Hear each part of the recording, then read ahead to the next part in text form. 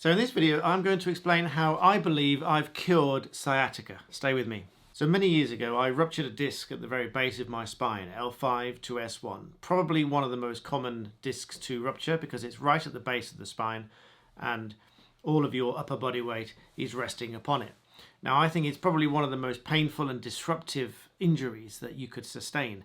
Now, I got it because I was doing martial arts and I was doing weight training, but what I was doing wrong was I wasn't really properly warming up because I was so busy during the day. I would get into training, I would start training, and then I'd come back and I'd sit and work. I wouldn't stretch out afterwards, I wouldn't stretch beforehand, so I was going straight into heavy training and weightlifting and squats and everything else, but without any proper warm-up. Either side of that I was working, and ultimately the muscles around my lower spine couldn't really protect it properly. So I ended up essentially squashing that bottom disc with fairly aggressive movements in martial arts and heavy movements with weightlifting and squats. So anyway, the diagnosis came in. I had the MRI scan. Despite trying to train on what was very painful in the early stages, it was confirmed that it was a ruptured disc. Disc material was seen going all the way down the spinal canal.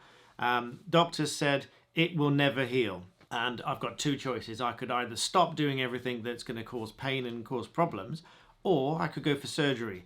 And the two options they gave me is one, it won't heal if I do nothing about it, or two, it might heal if I have surgery. But if I have surgery, there's almost certainly going to be some kind of lingering problem later on. Given that really pretty grim choice, I decided, well, I'm not having surgery because I just didn't like the idea of opening it up. So I decided I sought out an osteopath, I sought out different stretches. I did tone the training down, although I still continue to train, but I toned it right down at the early stages with doing some stretches. And then eventually doing these stretches, and I think the key really, because I don't get any sciatica anymore, the key has been consistent stretches over a long period of time. I had one video, which I'll link in the description, which pretty much went viral over those few years, 3 or 4 million views, and helped thousands of people. I've got comments daily for many years now saying that this has really helped. Now, it really was those stretches that have helped to effectively cure sciatica for me from what was most definitely a ruptured disc at the very base of the spine. Doctors say this isn't really possible. They say it doesn't heal, it shouldn't heal, disc material can only be removed with surgery, all the rest of it. But I just held this firm belief that my body was reabsorbing that disc material and that it was going to disappear. Now, the pain was coming because the disc material was literally pressing against the nerve going down into my leg, the sciatic nerve coming out of the lower spine down into the leg. It's that pressure which causes all of the dullness and the pain and the ache that goes down into that leg. Now, I held this belief that my body would reabsorb this disc material. Probably medically complete nonsense. If you're a doctor, please tell me in the comments how wrong I am, because my belief is that the body was reabsorbing this disc material. Scientifically, I guess I'm wrong. I guess that this doesn't happen and the disc material is possibly still there. Maybe I'm just compensating mentally or physically or something else and this has gone away.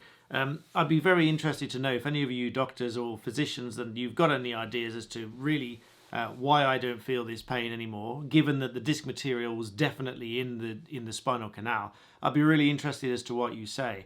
So please drop me those comments down below. I'll be very interested to hear them. But anyway, that's my story. In my view, I have effectively healed my sciatica from a ruptured disc.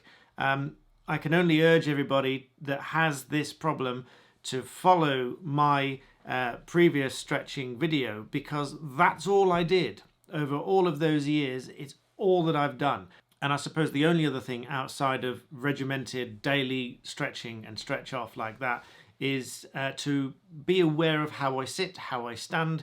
You know, I stand with both feet level on the ground rather than slumped to one side. If I sit down, I very often have one leg up on top of the other one, but I balance it out so I don't have one leg up all the time. I switch it around. I have left leg up, I have the right leg up, and ultimately I feel a lot more balanced. And now I continue training. I'm a 6th degree black belt now. I kept training, I kept grading. I still do roller skating. I do everything that I would want to do. I haven't just cut my life down to no sports and no fun and games. The only thing I don't really do a lot of anymore is running. It was a bit of a shame because I loved running, but I just thought that the hard thump on the ground all of the time was probably going to exasperate the problem. So again, physicians tell me that might be good, it might be bad. I'd like to hear from you. Tell me what you think, whether it be good or not. But for me, I cut the running right down, not out completely, so I cut it right out. What I do a lot of is walking. So I'm a barrister, I'm going to and from court all the time. So on an average day when I'm in court, is 1 to 2 miles between the station and court, and the same back, and any walking in between. So an average, of a good few miles a day when I'm in court. That doesn't cause me any problems. I can walk forever. Just every now and again, there's a bit of stiffness comes in the back, not pain. There's a bit of stiffness and the feeling that the back is locked. That tells me I need to go back to these stretches because my body's trying to compensate for something. So I go back to the stretches and not fully manipulate, as some people sort of do with when they learn what the chiropractor does or an osteopath does. So I don't fully manipulate myself. What I do is do these stretches and it frees things up. So ultimately, that's my solution. I keep doing those stretches and everything about it has just gone away. That's not to say I don't have any other problems. I've got lots of other injuries that I've picked up over the years, but I'm going to come back to those in other videos. But if you found any of this useful, please give me a thumbs up. Drop me some comments below. Tell me how it's affected you. And if you haven't discovered my other video, check it out now.